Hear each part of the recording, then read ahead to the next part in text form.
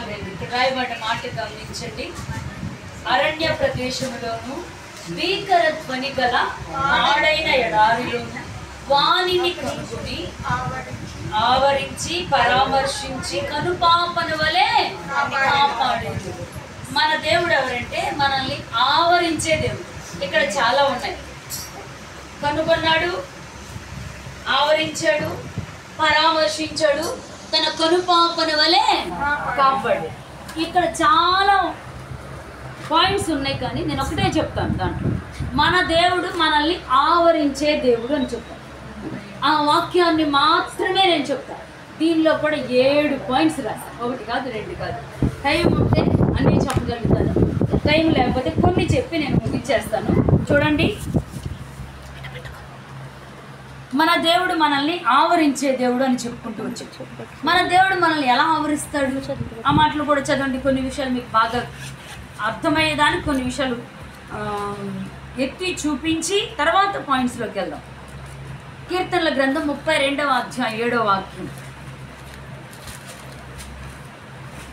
నా దాగు చోటు నీవే, శ్రమలో నుండి నీవు నన్ను రక్షించెదవు, విమోచన గానములతో నీవు నన్ను ఆవరించెదవు. చాలండి. నా దాగు చోటు నీవే, శ్రమలో నుండి నన్ను రక్షిస్తావు, విమోచన గానములతో నీవు నన్ను ఆవరించి ఉన్నావు. బాగా వినిపిస్తుంది కదా? మరి ఆవరించి విమోచన గానములతో ప్రభు మనల్ని ఆవరించి మనల్ని చుట్టుకొని మనకి ఎప్పుడు తోడై ఉండి మన చుట్టూ ఉండి దేవుడు మనల్ని శ్రమలో నుండి కాపాడతాడు, శ్రమలో నుండి మనల్ని రక్షిస్తాడు. మన దేవుడు ఎవరంటే మనల్ని ఆవరించి ఉండే దేవుడు. కొన్నిసార్లు ఆవరించి అంటే ఏంటంటే ఆవరించి లేదా చుట్టుకొని లేదా కప్పబడి మొత్తం చుట్టూ మన చుట్టూ ఉండేదాన్ని ఆవరించి ఉన్నాడు. మీకు అర్థం అవడానికి చెప్తాను. కొన్నిసార్లు మనం ఏమంటాం, నేను బలహీనత చేత ఆవరించబడి ఉన్నాను. మైనస్లో కొన్ని విషయాలు చెప్తాను, అవి కూడా రాసుకుంటే రాసుకోండి. హెబ్రీ పత్రికలో 5వ అధ్యాయం 2వ వాక్యం. బలహీనత చేత ఆవరించబడి. హెబ్రీ పత్రిక 5వ అధ్యాయం. కూడా బలహీనత చేత ఆవరింపబడి ఉన్నందున దేవుడు ప్రభువైన యేసుక్రీస్తు బలహీనత చేత మనం ఏమంటాం, కొన్నిసార్లు అనారోగ్యం వచ్చినప్పుడు బలహీనతలు కలిగినప్పుడు నా శరీరంలో అంతా బలహీనతే ఆవరించి ఉంది, నన్ను అది ఎందుకో విడిచిపెట్టలేదు, నన్ను బాధ పెడుతుంది అని మనం చెప్తాం మామూలుగా మాట్లాడేటప్పుడు. అంటే ఆవరించడం, చుట్టుకోవడం, కప్పబడడం, ఇవన్నీ కలిసి ఒకే పదానికి సంబంధించిన విషయాలు. బలహీనత చేత ఆవరించబడటం. రెండవది యోనా గ్రంథం 2వ అధ్యాయం 7వ వాక్యం కూడా చదవండి. మైనస్ కొన్ని నిమిషాలు చెప్పి తర్వాత మనం వెళ్దాం సబ్జెక్ట్. జలములు నన్ను చుట్టుకొని ఉన్నాయి, సముద్ర అగాధము నన్ను ఆవరించింది. 2:5వ వాక్యం. ప్రాణాంతము వచ్చినంతగా జలములు నన్ను చుట్టుకొని ఉన్నవి, సముద్రాఘాతము నన్ను ఆవరించి ఉన్నది. చాలండి. ప్రాణాంతం వచ్చినట్టు ప్రాణం పోయేటట్టుగా, నా ప్రాణం ఇక పూర్తిగా కలిసిపోతుంది, వాటర్లో కలిసిపోతుంది, ఇక నేను చనిపోయే పరిస్థితిలో ఉన్నాను, నన్ను ఆవరించేసాయి. జలములు నన్ను చుట్టుకుని ఉన్నాయి, సముద్ర అగాధము నన్ను ఆవరించి ఉంది. ఇది చెప్పుకోవడానికి మామూలుగా అయితే మామూలుగానే ఉంటుంది, కానీ సునామీ వచ్చినప్పుడు చాలా మంది బీచ్లో ఆడుకోవడానికి వెళ్ళారు. ఆ రోజు క్రిస్మస్ పండుగ, అందరూ బీచ్ దగ్గరికి వెళ్ళారు. పగలు చర్చికి వెళ్ళి వచ్చారో, పగలు దేవుని ఆరాధించుకొని వచ్చారో, పగలు దేవుణ్ణి స్తుతించుకొని వచ్చారో, సాయంత్రం పూట చల్లగా ఉంది కదా, ఖాళీ కదా, హాలిడే కదా, ఈ రోజు నా బీచ్ దగ్గరికి వెళ్ళి మనం అందరం కలిసి ఆ బీచ్లో కొంతసేపు కాలక్షేపం నడతాం, పిల్లలందరూ సరదాగా సంతోషంగా ఉందామని ఆడుతూ పాడుతూ ఆ బీచ్లో ఉన్నప్పుడు అనుకోకుండా సునామీ వచ్చింది. ఆ సునామీ వచ్చినప్పుడు ఒక్కొక్క అల ఎలా వచ్చింది, 15 అడుగులు ఎత్తులంటే కనీసం ఈ 2 బిల్డింగ్లు ఎంత పైన ఉన్నాయో అంత పైన అలలు వచ్చేసరికి ఆ నీళ్లు ఆ విధంగా వచ్చి వాళ్ళని కప్పేసి ముంచివేసి ఇళ్ళను కూడా కొట్టుకొని తీసుకొని వెళ్ళిపోయింది. స్తంభాలేంటి, ఇళ్ళు ఏంటి, ఫ్లాట్స్ ఏంటి మొత్తం కప్పుకొని తీసుకొని వెళ్తుంటే భయపడిపోయి గడగడ వణుక్కుంటూ చాలా మంది పరిగెత్తిన వాళ్ళు ఉన్నారు. చాలా మంది పరిగెత్తినా కూడా ఆ జలములు వాళ్ళని ముంచివేసి జలములు వాళ్ళని లాక్కొని లోపలికి తీసుకుని వెళ్ళారు. కానీ యోనా అంటాడు, అయ్యా ప్రాణాంతము వచ్చేటట్లుగా, ఇక నా అంతము పూర్తిగా దగ్గర పడిపోయింది, ఇక నేను చచ్చిపోయే పరిస్థితిలో ఉన్నాను, సముద్ర జలములు నన్ను ముంచివేస్తాయి. నేను జలముల్లో ఇరికించబడి ఉన్నాను. సముద్రము మొత్తం నన్ను ఆవరించింది, కప్పేసింది. ఇలాంటి స్థితిలో నన్ను ఉన్నానయ్యా అని. అంటే ఆవరించడం అంటే ఏంటి? ఇప్పుడు సముద్రం నడి సముద్రంలో ఆయన ముంచి వేసేసారు సముద్రంలో. అప్పుడు ఆయన పెట్టిన మొర దేవుడు చేపను పంపించాడంటే ఆ తర్వాత విషయం. అలాగా సముద్ర జలములని ప్రజలు ఏం చేశాయి? కప్పివేశాయి. కొన్నిసార్లు మనకు కూడా ప్రతికూలతలు మనల్ని ఆవరించి, ప్రతికూలతలు మనల్ని కమ్ముకొని, మనల్ని ఊపిరాడకుండా చేసి ప్రాణాలతో ఇక ఈ పరిస్థితుల్లో మనం జీవించడం వేస్ట్, ఎందుకులే దేవునికి అప్పగించుకొని ఏదో ఒకటి అయిపోతే చాలు అనే పరిస్థితుల్లో కూడా కొన్నిసార్లు మనం వచ్చేస్తాం. అలాంటి స్థితిగతుల్లోకి వెళ్తా ఉన్నాడు. అంటే ఆవరించడం గురించి మీకు అర్థమయ్యేదని చెప్తాను ఈ విషయాలు. అలాగా ఆవరించే యోనాన్ని తర్వాత ఇంకో మాట కూడా చూపిస్తాను. 40వ అధ్యాయం 12వ వాక్యం కీర్తనల గ్రంథం. లెక్కలేనన్ని అపాయములు నన్ను చుట్టుకొని ఉన్నాయి. చాలు చాలు చాలు. లెక్కలేనన్ని అపాయాలు ఒకటి కాదు. నేను కూడా కొన్నిసార్లు చాలాసార్లు బాధపడ్డాను. ఇక్కడికి వచ్చిన తర్వాత, ఇక్కడికి వచ్చిన కొత్తలోనే గొంతు పోయింది. ఇక్కడికి వచ్చిన కొత్తలోనే నాకు పరిచయంలో చాలా ఆటంకాలు కలిగాయి. తర్వాత చాలా అనారోగ్యం కలిగింది. తర్వాత కొన్ని చేతికి దెబ్బ తగిలింది. ఈరోజు డ్రమ్ కొట్టా. మామూలుగా డ్రమ్ కూడా కొట్టట్లేదు మామూలుగా అయితే. అసలు చేయి బాగాలేదని, ఆ చేయి బాగలేదని పెద్ద మోకాళ్ళ మీద ఉంది ప్రాంతంలో గడుపుదామంటే ఆ చేయి పట్టుకొని విజిటింగ్ చేయలేక కట్టుందని చాలా అధైర్యపడిపోయిన పరిస్థితులు. కొన్నిసార్లు మనకి లెక్కలేనన్న అపాయం, ఒకటి కాదు రెండు కాదు, ఒకవైపు నుంచి కాదు, అన్ని వైపుల నుంచి. సేవకుల ద్వారా, విశ్వాసుల ద్వారా, శరీరంలో అనారోగ్యం ద్వారా, తర్వాత మనం ఆత్మీయతలో దేవుళ్ళు ఎక్కువగా గడపలేక, కొన్నిసార్లు దేవుని మార్గాల్లో నడిపించబడలేక, ఇంకేం బతుకులే, ఇంతకాలం చేసాం, ఇంత కష్టపడ్డాం, ఇన్ని సంవత్సరాలు ప్రయాసపడ్డాం, ఏ ఆశీర్వాదం లేదు. ఒక చిన్న బ్రదర్ కూడా కనీసం మనల్ని గౌరవించని స్థితి. ఎందుకు ఈ స్థితి? అనవసరంగా ఇలాంటి పరిస్థితుల్లో ఉన్నాం అని అధైర్యపడే పరిస్థితులు మీకు కూడా వస్తాయి. మీకు అయితే మాకు వచ్చే పరిస్థితులు వేరు, మీకు వచ్చే పరిస్థితులు పిల్లల ద్వారానో, యజమాని ద్వారానో, మీరు వెళుచున్న మార్గాల్లోనో, మీరు చేస్తున్న భక్తి ద్వారానో, మీ ఇంటి పరిస్థితుల ద్వారానో, ఆర్థిక ఇబ్బందుల ద్వారానో, అసమాధానం ద్వారానో, లేకపోతే కుటుంబంలో సమాధానం లేకపోవడం, పిల్లలు లేకపోవడం, లేకపోతే ఉద్యోగాలు లేక ఆర్థిక ఇబ్బందుల ద్వారా ఎన్నో విధాలుగా నలిగిపోయి లెక్కలేని అపాయాలతో దుఃఖపడుతూ ఒకవేళ ఉండొచ్చు. ఉడిపోయిన కుటుంబాల సమాధానం లేని పరిస్థితులు, తాగుబోతులు, యజమానులు. ఎందుకు ఈ జీవితం? ఏ విధంగా కూడా ఆనందం లేదు, ఆశీర్వాదం లేదు. దేవుని నమ్మాం కానీ దేవుని ద్వారా మాకు ఆశీర్వాదం కలగలేదు ఇంకా అని కృంగిపోయిన పరిస్థితి. లెక్కలేనన్ని అపాయాలు ఒకవేళ మీ తలకు చుట్టుకొని ఉన్నా, ఆవరించి ఉన్నా, మన ప్రభువైన యేసుక్రీస్తు ఎవరు తెలుసా? ఆయన అరణ్యములోను భీకర ధ్వని గల ఎడారిలోను నిన్ను కనుగొంటాడు, నిన్ను ఆవరిస్తాడు, నిన్ను పరామర్శిస్తాడు, నిన్ను కనుపాపవలే కాపాడేది. మార్గం అసలు లేదా? అది ఎడారిలా కనిపిస్తుందా? అసలు ఎటు వెళ్ళాలో తోచట్లేదా? ఏమి చేయాలో అర్థం కావట్లేదా?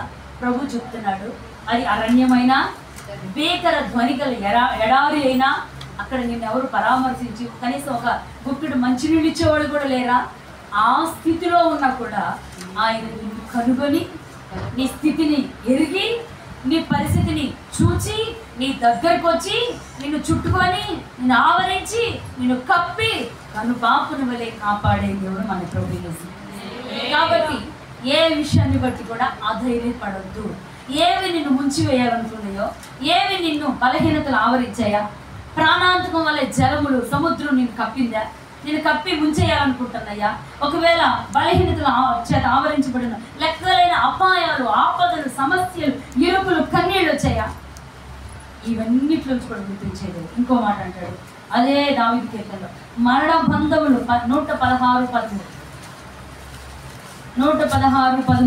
రక్షణ పాత్రను చేత పుచ్చుకొని యెహోవా నామమున ప్రార్థన చేసేదను, యెహోవాకు నా మొక్కుబళ్ళు చెల్లించెదను, ఆయన ప్రజలందరి ఎదుటనే చెల్లించెదను. 116:13 చదివాను. మరణబంధములు నన్ను చుట్టుకొని ఉండెను, పాతాళపు వేదనలు నన్ను పట్టుకొని ఉండెను, శ్రమయు దుఃఖమును నాకు కలిగెను. అప్పుడు యెహోవా దయచేసి నా ప్రాణమును. ఈ మాట చాలు. ఇక్కడ రాయబడిన మాట గమనించండి. మరణ బంధములు నన్ను చుట్టుకొని. నా దేవా ఒక్కసారి జ్ఞాపకం చేసి, కన్నీళ్లు విడకుండా నా కన్నులను, జారి పడకుండా నా పాదములను, మరణము నుండి నా ప్రాణాన్ని విమోచించయ్యా అని దేవుని సన్నిధిలో మొరపెట్టాడు దావీదు. అలా మొరపెట్టి మరణ బంధంలో ఆయన చుట్టుకొని ఉన్నప్పుడు దేవుని సన్నిధిలో కన్నీళ్లు విడిచి ప్రభు సన్నిధిలో మొరపెట్టి ప్రార్థన చేస్తున్నారు. నిజమే, లెక్కలేనన్ని అపాయాలు, మరణాంతము వచ్చేటట్టుగా జలములు నిన్ను కప్పి ఉండొచ్చు, బలహీనతలు నిన్ను ఆవరించి ఉండొచ్చు, మరణ బంధకములు నిన్ను చుట్టుకొని ఉండొచ్చు. ఏవి నిన్ను ఆవరించి నిన్ను కప్పేసి నిన్ను ముంచి వేయాలి, నిన్ను పూర్తిగా లేకుండా చేయాలి, నిన్ను అధైర్యపరచాలని ఎన్ని నీ మీదకు వచ్చినా కూడా ప్రభు చెప్తున్నాడు, భీకర ధ్వని గల అరణ్యములోను ఎడారిలోను ఆయన నిన్ను కనుగొని పరామర్శించి ఆవరించి తను కనుపాపను వలె నిన్ను కాపాడే దేవుడు. నేను ఆవరించి ఉంటే దేవుడు నిన్ను ఆవరించి ఉన్నాడు అనుకోండి, నీకు ఏది కలిగినా వాటన్నిటిలో నుండి ప్రభు నిన్ను జాగ్రత్తగా కాపాడు, కనుపాపన వలె కాపాడు. కనీసం ఒక కనుపాప అంటే, కనుపాప ఎలా చేసింది? ఒక నలక కంట్లో వచ్చి పడితే కన్ను బాధపడిద్దని, కన్ను కన్నీరు కార్చిద్దని, కన్ను ఎర్రగా అయిపోయిద్దని కనుపాప వెంటనే అయిపోయింది. నలక లేకపోతే ఒక మరక ఉదయం వచ్చి మన కంట్లో పడుతుంది అనగానే వెంటనే కన్ను ఏం చేసింది? రెప్ప కొట్టేది. అలాగా దేవుడు కన్ను రెప్పపాటులో కూడా నీకు ఏ హాని కలగకుండా ఆయన నిన్ను ఆవరించి ఏ కీడు కలగకుండా కాపాడే దేవుడిని దేవుని వాక్యం మనకు సెలవిస్తుంది. ఇప్పుడు మనం కొన్ని విషయాలు మీకు చెప్తాను. ఇప్పుడు సబ్జెక్ట్లోకి వెళ్దాం. దేవుడు మనల్ని ఎలా ఆవరిస్తాడు, మన చుట్టూ ఎలా ఉంటాడు, ఆయన దేవుడు మనల్ని ఎలా ఆవరించాడు, మన చుట్టూ ఎలా ఆవరించి ఉంటాడు అనే విషయాలు కొన్ని విషయాలు మీకు చెప్పాలనుకున్నాను. చూడండి, మొట్టమొదటిగా యెషయా గ్రంథం 45వ అధ్యాయం 2వ వాక్యం. నేను నీకు ముందుగా పోవచ్చు, మెట్టగానున్న స్థలములను సరళము చేసేదను. చాలండి, దేవుడు మనల్ని ఆవరించే దేవుడు అని చెప్పాను కదా. ఎలా ఆవరిస్తాడు, ఎలా మన చుట్టూ ఉంటాడు అనే విషయాలు మీకు చెప్తున్నాను. గమనించాలి, దేవుడు మనకు ముందుగా ఉంటాడు. మన దేవుడు ఎవరంటే మనకు ముందుగా ఉండే దేవుడు, ముందు ఉంటాడు. నీకు ముందుగా పోవచ్చు, మెట్టగానున్న స్థలములన్నిటినీ సరళం చేసేదేవుడు. అది కీడు కావచ్చు, అపాయం కావచ్చు, దేవునికి విరోధమైన క్రియలు నిన్ను భయపెట్టేవి కావచ్చు, నిన్ను ముంచివేయాలని చూసేవి కావచ్చు, లెక్కలేని అపాయాలు కావచ్చు, మరణాంతం వచ్చేటట్టుగా జలములు నిన్ను కప్పి ఉండొచ్చు. ఏది నీ ముందుగా నీకు ఆటంకంగా ఉన్నాయో, మెట్టగా ఉన్నాయో, ఈ సమస్యను నేను జయించలేను, ఈ సమస్యలో నాకు సహాయం చేసే వాళ్ళు ఎవరు లేరు అని కన్నీరు విడుస్తూ ఒకవేళ అధైర్యపడిపోయిన పరిస్థితుల మధ్యలో నీవు ఉండి ఉండొచ్చు. ప్రభు చెప్తున్నాడు, ఆయన నీకు ముందుగా ఉంటాడు. నీకు ముందుగా వెళ్ళి మెట్టగానున్న స్థలములన్నిటినీ సరళం చేసేదేవు. ఏ పరిస్థితిని బట్టి నువ్వు అధైర్యపడిపోయావో, ఏ స్థితిగతులను బట్టి నువ్వు కృంగిపోయావో దేవునికి తెలుసు. రాత్రి ఒంటరిగా ఉండి మంచం మీద నిద్ర పట్టగా అటు ఇటు దొర్లాడుతూ ఒక్కదానివే ఎవరికి చెప్పుకుంటే వాళ్ళు బాధపడతారేమో, కన్నీళ్ళు విడుస్తారేమో, వాళ్ళని కూడా నిద్ర పోకుండా చేయడం ఎందుకని ఒక్కదానివే బాధపడి ఉండొచ్చు. ఎవరికైనా చెప్పుకుంటే సిగ్గు కలిగిద్దని దుఃఖపడి ఉండొచ్చు. ప్రభు చెప్తున్నాడు, నీ మెట్టగానున్న ఆ సమస్య ఏంటో దేవునికి చెప్పు. ఆయన నీకు ముందుగా వెళ్ళి, నీకంటే ముందుగా ఆయనే వెళ్ళి ఆ మెట్టగా ఉన్న ఆ సమస్యని దేవుడు తీర్చివేయగలిగినది. ఈరోజు మరి ఎవరి గురించి దేవుడు ఈ మాటలు చెప్తున్నాడో నాకు తెలియదు. ఎందుకో తెలుసా, ఈ 7 పాయింట్లు రాసేటప్పుడు నేను ఒక ప్రసంగం రాశానంటే నా కష్టం, నేను కష్టపడి రాయకుండా ఒక ప్రసంగం చెప్పను. పలానోళ్ళది ప్రసంగం తీసుకొచ్చి చెప్పడానికి నాకు అసలు ఇష్టం ఉండదు. నా కష్టం లేకుండా నేను ఒక ప్రసంగం ఎవరికి చెప్పను. ముందే రాశాను ఇది నేను స్త్రీల కుటుంబంలో చెప్దామని, కానీ చెప్పలేదు. మళ్ళా రాత్రి దాన్ని ఎత్తి మళ్ళీ నేను పేపర్లో రాసుకుంటూ ప్రభా ఈ వాక్యం పెద్ద మోకాళ్ళ మీద 1 గంట సేపు పెద్ద మోకాళ్ళ మీద 1000 స్తోత్రాలు చెప్పి ప్రార్థన చేసుకొని ప్రసంగం రాశాను. ఈ ప్రసంగం రాసి మళ్ళీ వేపుంజాన స్తోత్ర ప్రార్థనకి లేచిన తర్వాత వీళ్ళందరూ ఆ రూమ్లోకి వెళ్ళాక మళ్ళీ ఆ ప్రభు సన్నిధిలో ప్రార్థన చేసుకున్నాను. ప్రభా ఈరోజు ప్రార్థన కూడా ఉంది, మీ చిత్తానుసారంగా నేను మాట్లాడాలి, ఆ వాక్కు దేవుని ప్రజలు దర్శించాలి, వాళ్ళు ఆదరించబడాలి, వాళ్ళ సమస్యల నుంచి విడుదల పొందాలని ప్రార్థన చేసుకొని మరలా కొంతసేపు పడుకున్నాం. అలాగా దేవుని యొక్క వాక్కులు బయలు వెడలాలంటే ఒక ప్రసవ వేదన ఉండింది. మరి దేవుడు ఎవరితో ఈ మాటలు మాట్లాడాలని అనుకున్నాడో నాకైతే తెలియదు, కానీ ప్రభు మనకు ముందుగా ఉండేది, చుట్టూ ఆవరిస్తాడని చెప్తాను. నేను ప్రతిదీ చెబుతా, తర్వాత మీరు అన్నీ నాకు చెప్పాలి. ముందుగా వెళ్ళే దేవుడు మీకు ముందుగా పోవచ్చు మెట్టగానున్న స్థలములను సరళం చేస్తాడు. 52వ అధ్యాయం 12వ వాక్యం కూడా చదవండి. యెషయా గ్రంథమే 52:12. మీరు త్వరపడి బయలుదేరరు, పారిపోవు రీతిగా వెళ్ళరు. యెహోవా మీ ముందర నడుచును, ఇశ్రాయేలు దేవుడు మీ సైన్యపు వెనుకటి భాగమును కావలి కాయాలి. ఇక్కడ రాయబడిన మాట గమనించాలి. ఆయన నీకు ముందుగా ఆయన ముందుగా నడుస్తాడు. ఆయన అడుగుల్లోనూ అడుగేయాలి. ఆయన నీకు ముందుగా వెళ్తాడు. దావీదుతో కూడా అన్నాడు, అయ్యా నేను ఫిలిష్తీయులు యుద్ధానికి వచ్చారు, వెళ్ళమంటావంటే వెళ్ళు, నిస్సందేహంగా వెళ్ళి నేను నీకు అప్పగిస్తాను అన్నాడు.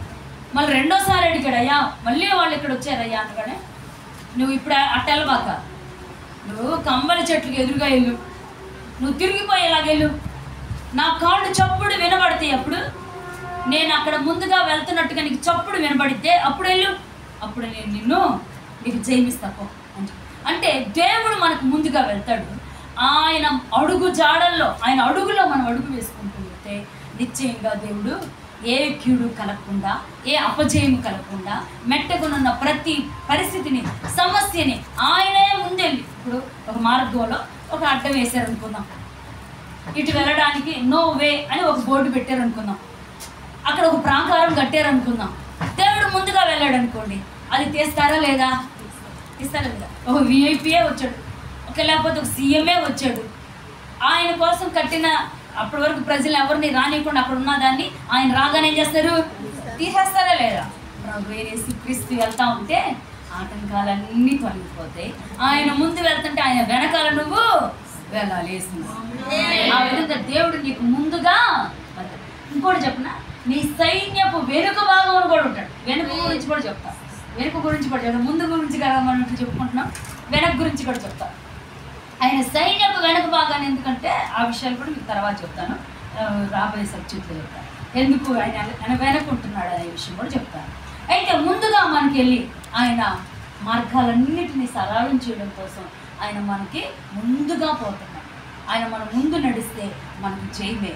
జయవీరుడు, విజయవీరుడు, యుద్ధశాలి, పరాక్రమ కలిగిన దేవుడు, యుద్ధశూరుడు, బలవంతుడు, గొప్ప దేవుడు మనకు ముందుగా వెళ్తే మనకు కలుగుతున్న ప్రతి ఆటంకాలను దేవుడు పటాపంచలు చేసి, ఆటంకాలన్నింటినీ సరళం చేసి, ఆత్మ సమభూమి కలిగిన ప్రదేశం అని మనం ఎలా నడిపిస్తుందో అలా ముందు ఆయన నడిచి మనం తర్వాత నడిపిస్తాం.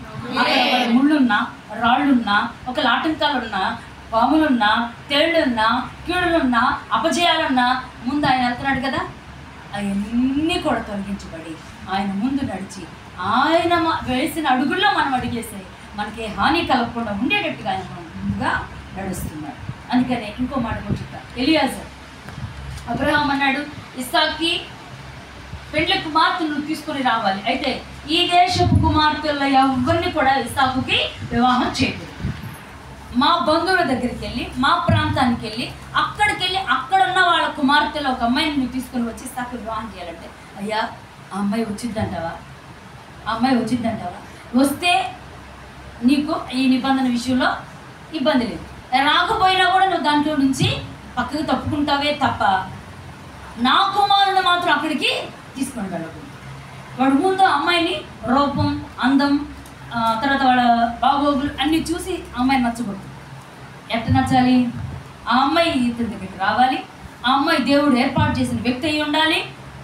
అంటే ప్రభా మరి ఎట్లయ్యా అంటే, సరే ఏళ్ళు దేవుడిని ఇప్పుడు దూతను ముందుగా పంపిస్తాడు అని కార్యం సఫలం చేస్తాడు. ఏంటంటే దేవుడు కార్యం సఫలం చేసాడో లేదో, చేస్తాడో లేదో అని ఒక బావి దగ్గర కూర్చొని, అబ్రహాం దేవా, ఇస్సాకు దేవా, అయ్యా నేను వాళ్ళ ఇంట్లో పనివాడిని, వాళ్ళు ఆరాధించే దేవుడిని నేను కూడా ఆరాధిస్తున్నాను, అయ్యా అబ్రహాం అయితే ఇలా చెప్పాడు, అయితే నువ్వు నియమించిన అమ్మాయి ఎవరో, నువ్వు కార్యం సఫలం చేస్తావో లేదో తెలుసుకోవాలంటే నేను నా ఒంటిలన్నీ మోకరించి ప్రార్థన చేస్తాను, నేను ఏది ప్రార్థన చేస్తాను అదే జరగాలి అని ప్రార్థన చేశాడు. ఏమని? అయ్యా ఈ ఊరి పిల్లలు, ఆడపిల్లలు కన్యకులు ఇక్కడ నీళ్లు చెప్పుకోవడానికి వస్తున్నారు. ఎవరైతే దాహానికి నీళ్ళు అడగగానే వాటర్ ఇచ్చి నీకే కాదు నీ ఒంటిలకు కూడా నీళ్ళు పోస్తానని చెప్పాలి.